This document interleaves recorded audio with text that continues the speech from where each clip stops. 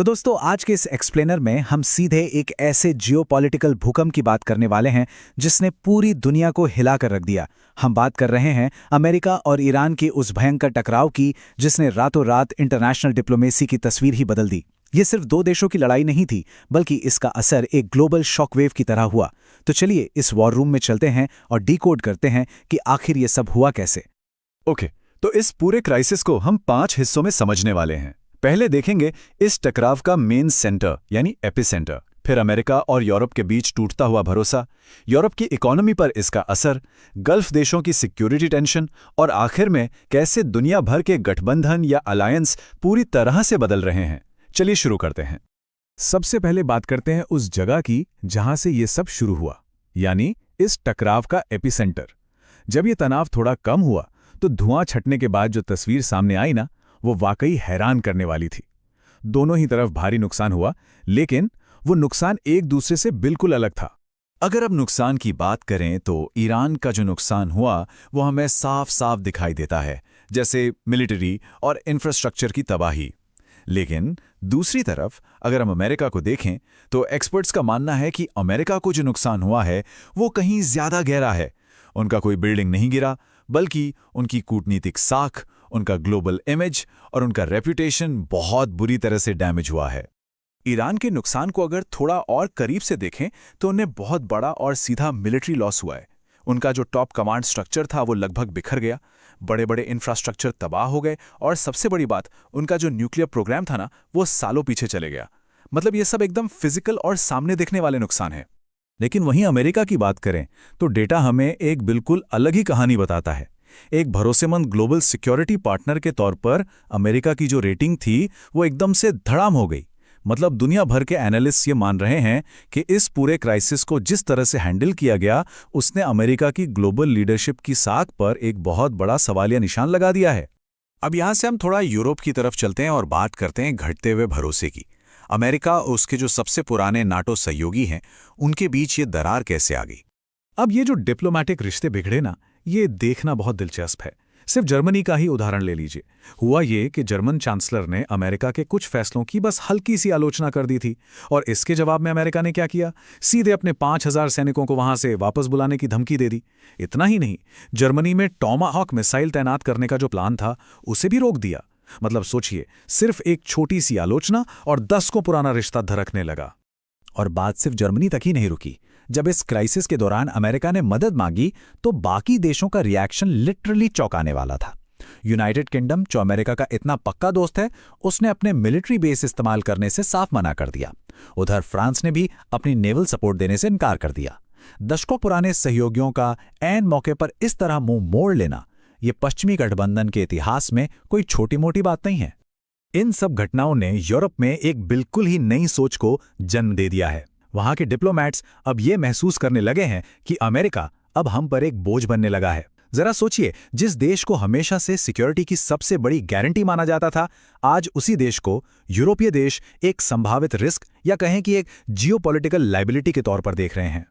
अब इस अविश्वास का असर सिर्फ राजनीति पर नहीं पड़ा, बल्कि इसका सीधा असर यूरोप की अर्थव्यवस्था पर भी हुआ। तो चलिए बात करते हैं यूरोपियन इकोनॉमी में आए इस जबरदस्त भूकंप की। तो सबसे क्रूशियल पॉइंट ये है, $115 प्रति बैरल। ये कोई मामूली नंबर नहीं है। मिडिल ईस्ट में मचे इस बवाल की वजह से ब्रेंट क्रूड ऑयल के दाम सीधे डबल होके $115 पर पहुंच गए। ये एक ऐसा तगड़ा झटका था जिसने रातों रात यूरोप की पूरी अर्थव्यवस्था की रीढ़ हिलाकर रख दी। और याद रखिए, रूस की वजह से उनकी एनर्जी सप्लाई पहले ही डिस्टर्ब चल रही थी। और इस झटके का सीधा असर कहां दिखा? महंगाई पर। क्राइसिस से ठीक पहले यूरोपीय संघ में महंगाई दर 1.9% के आसपास थी, जो एकदम से उछलकर 2.5% हो गई। अब सुनने में शायद ये जंप बहुत बड़ा ना लगे, लेकिन असल में ये वहां के आम नागरिकों की जेब पर पड़ा एक बहुत भारी बोझ है। इसके झटके यूरोप के हर बड़े सेक्टर में महसूस किए गए। गैस की कीमतें दोगुनी हो गईं। होर्मुज जलडमरू मध्य यानी स्ट्रेट ऑफ हॉर्मुज में जो टेंशन चल रही थी, उसकी वजह से पूरा का पूरा शिपिंग और माल ढुलाई उद्योग ठप पड़ने लगा।